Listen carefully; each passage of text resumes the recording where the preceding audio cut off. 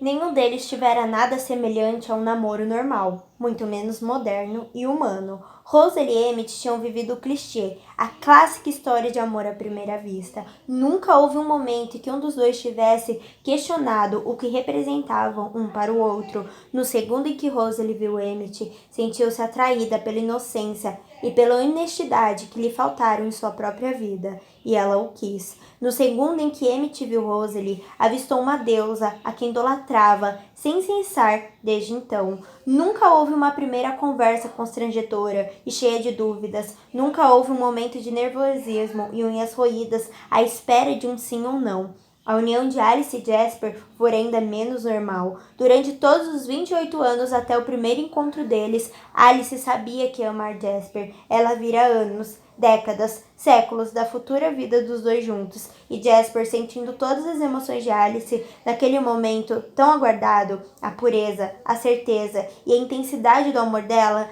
não teve opção além de ser totalmente dominado. Devia ter parecido um tsunami para ele. Carlyle e Esme tiveram uma história ligeiramente mais previsível do que os outros, na minha opinião. Esme já estava apaixonada por Carlyle, o que o deixou chocado, mas não por meio de algum esquema místico ou mágico. Ela conhecera Carlyle quando era criança e, atraída por sua delicadeza, perspicácia e beleza extraordinária, formou um vínculo que a assombrou pelo resto de seus anos como humana. A vida não fora generosa com Esme, portanto, era natural que a lembrança inesquecível de um homem gentil nunca tivesse sido suplantada dentro de seu coração. Após o suplício doloroso da transformação, quando ela despertou diante do rosto do homem de seus sonhos, dedicou todo o seu amor a ele. Eu estava presente para alertar Carlyle quanto à reação inesperada de Esme. Ele esperava que ela ficasse em choque com a transformação, traumatizada pela dor, horrorizada com o que se tornara, como aconteceu comigo. Ele esperava ter que explicar e pedir desculpas, acalmar e reparar os danos.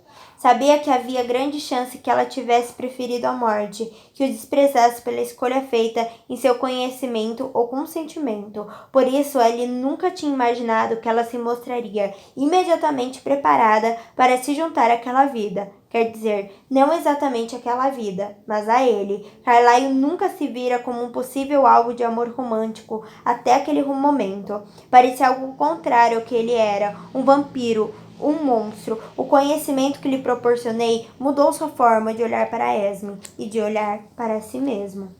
Mais do que isso, era algo muito poderoso, escolher salvar alguém. Não era uma decisão que qualquer indivíduo sensato tomasse levianamente. Quando me escolheu, Carlyle já sentira muitas emoções que o vinculavam a mim antes mesmo que eu atinasse para o que estava acontecendo. Responsabilidade, inquietação, ternura, piedade, esperança, compaixão.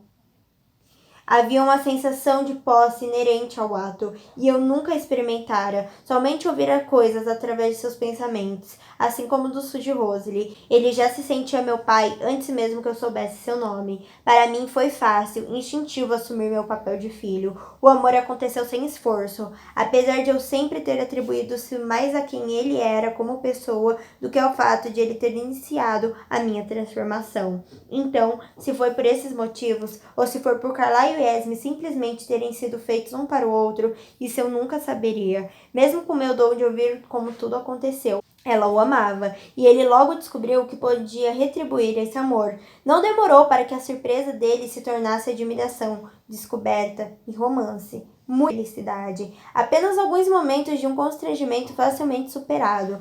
Tudo abrandado com a ajuda de um pouco de leitura de pensamentos. Nada tão embaraçoso como a minha situação. Nenhum deles ficara tateando sem pistas como eu. Nem um segundo inteiro se passara enquanto eu revisava esses casais menos complicados em minha mente. Bella tinha acabado de fechar a porta do carro. Logo liguei o aquecedor para ela não se sentir desconfortável e baixei o volume do CD para que ficasse como música de fundo. Dirigi até a saída, observando-a pelo canto do olho. Seu lábio inferior formava um bico, um sinal de teimosia. De repente, ela olhou para o som do carro com interesse, deixando para trás a expressão amuada. Claire de Lune? Perguntou. Uma fã dos clássicos? Conhece Debussy? Não muito bem, respondeu. Minha mãe toca muita música clássica em casa. Só conheço minhas favoritas. Também é uma das minhas favoritas. Observei a chuva, pensando naquela descoberta. Eu efetivamente tinha algo em comum com ela. Estava começando a pensar que éramos opostos perfeitos.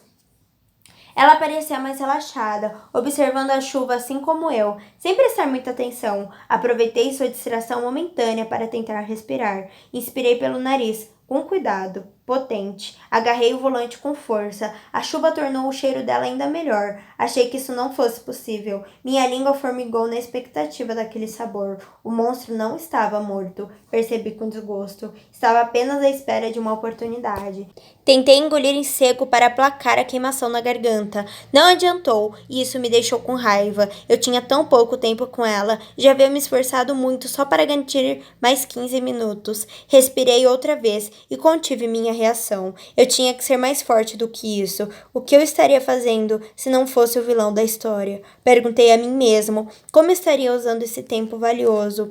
Eu estaria descobrindo mais coisas a respeito dela. Como é a sua mãe? Perguntei. Bela sorriu. Ela é muito parecida comigo, só que mais bonita. Olhei para ela com ar cético. Tenho muita coisa do Charlie. Continuou. Ela é mais atirada do que eu e mais corajosa. Atirada dava até para acreditar, mas corajosa eu duvidava.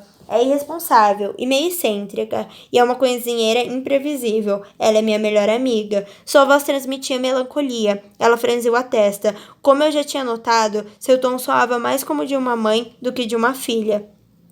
Parei na frente de sua casa, me dando conta tarde demais que talvez eu não devesse saber onde ela morava. Não, isso não levantaria suspeitas em uma cidade tão pequena, sendo o pai dela uma figura pública. Quantos anos você tem, Bella? Devia ser mais velha do que os colegas. Talvez tivesse entrado tarde na escola, ou se atrasado por algum motivo, mas isso parecia improvável, afinal, ela era muito inteligente. Tenho 17 anos, respondeu. Não parece ter 17. Ela riu. Que foi? Minha mãe sempre diz que eu nasci com 35 anos e que entro mais na meia-idade a cada ano que passa. Riu de novo e depois suspirou. Bom, alguém tem que ser o adulto. Isso esclarecia as coisas. Era fácil entender como a irresponsabilidade da mãe resultara na maturidade da filha. Ela precisara amadurecer cedo, tornar-se a cuidadora. Era por isso que não gostava que cuidassem dela. Sentia que era uma tarefa sua. Você mesmo não parece muito um calouro na escola, disse ela, me despertando da minha divagação. Franzi a testa. Pelo que eu notava, Bella também era bastante observadora. Mudei de assunto. Então por que sua mãe se casou com o Phil? Ele hesitou um minuto antes de responder. Minha mãe é muito jovem para a idade dela. Acho que Phil a faz se sentir ainda mais nova. De qualquer forma, ela é louca por ele. Bella balançou a cabeça de forma indulgente. Você aprova? Eu quis saber. Isso importa? Indagou. Quero que ela seja feliz. E é ele quem ela quer. O desprendimento do comentário teria me chocado, exceto pelo fato de que se encaixava perfeitamente no que eu descobrira sobre seu caráter. Isso é muito generoso, eu acho. O quê? Acho que ela teria a mesma consideração com você, independentemente de quem você escolhesse? Era uma pergunta idiota, e não consegui manter minha voz indiferente ao perguntar. Era absurdo até mesmo cogitar que alguém me aprovasse como pretendente da filha. Era absurdo até mesmo pensar que Bella me escolheria. Ah, acho que sim, gaguejou, reagindo de alguma forma ao meu olhar. Seria medo? Pensei novamente na senhorita Cup. Quais eram os outros sinais? Olhos arregalados poderiam significar ambos os sentimentos. Os cílios piscando, porém, pareciam assinalar algo diferente de medo, e os lábios de Bella estavam entreabertos. Ela se recompôs, mas, afinal de contas, ela é a mãe, é meio diferente. Dei um sorriso irônico. Ninguém é assustador demais, então. O que quer dizer com assustador? Piercings na cara toda e tatuagens enormes? Ela sorriu maliciosamente. Acho que essa é uma boa definição. Uma definição muito pouco ameaçadora, na minha opinião. Qual é a sua definição? Ela sempre fazia as perguntas erradas. Ou, talvez, justamente as certas. Aquelas a que eu não queria responder de jeito nenhum. Acho que eu posso ser assustador? Perguntei-lhe, tentando sorrir. Ela refletiu antes de me responder com a voz séria.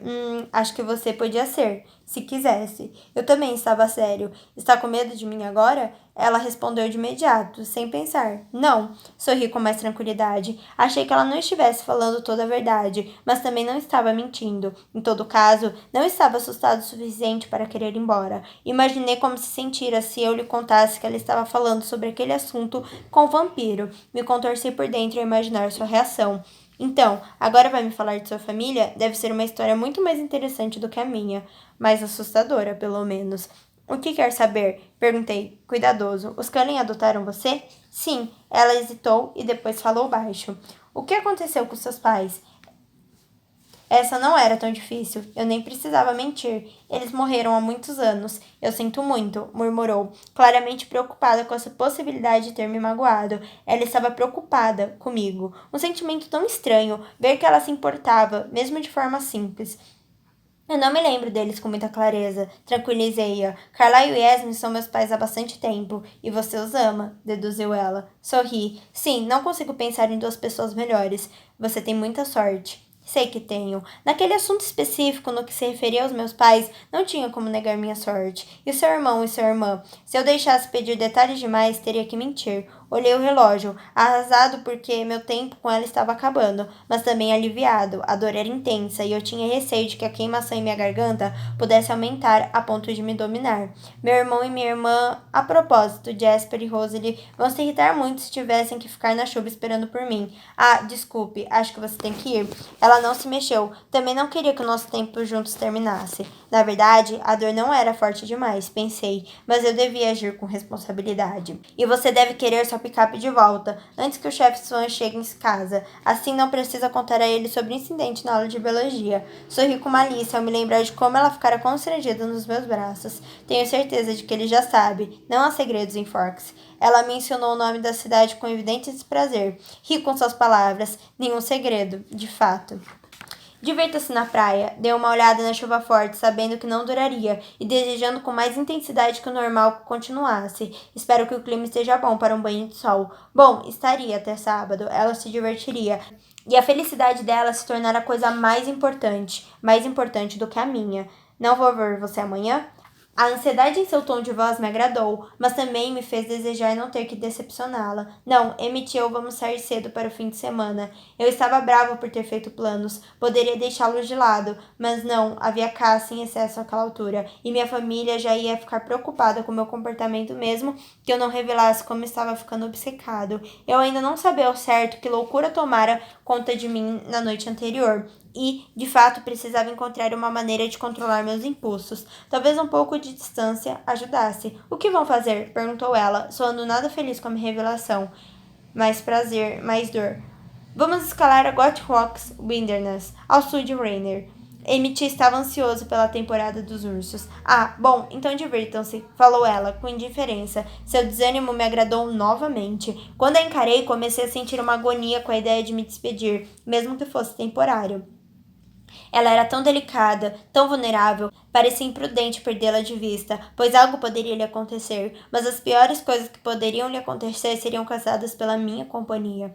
Faz uma coisa por mim nesse fim de semana? Perguntei em tom sério. Ela assentiu, embora estivesse claramente perplexa com minha intensidade. Vá com calma. Não se ofenda, mas você parece ser uma daquelas pessoas que atrai acidentes feito um imã. Então, procure não cair no mar, nem se afogar, nem nada disso, está bem? Olhei para ela com um sorriso melancólico, torcendo para que Bella não percebesse a tristeza genuína em meu olhar. Quem dera que ela não ficasse muito melhor longe de mim, independentemente do que pudesse lhe acontecer. Fuja, Bella, fuja. Amo você demais para o seu bem e o meu.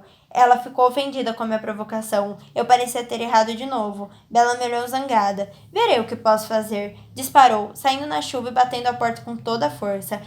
Fechei a mão ao redor da chave que eu acabara de pegar no bolso do casaco dela e inalei profundamente seu cheiro enquanto me afastava.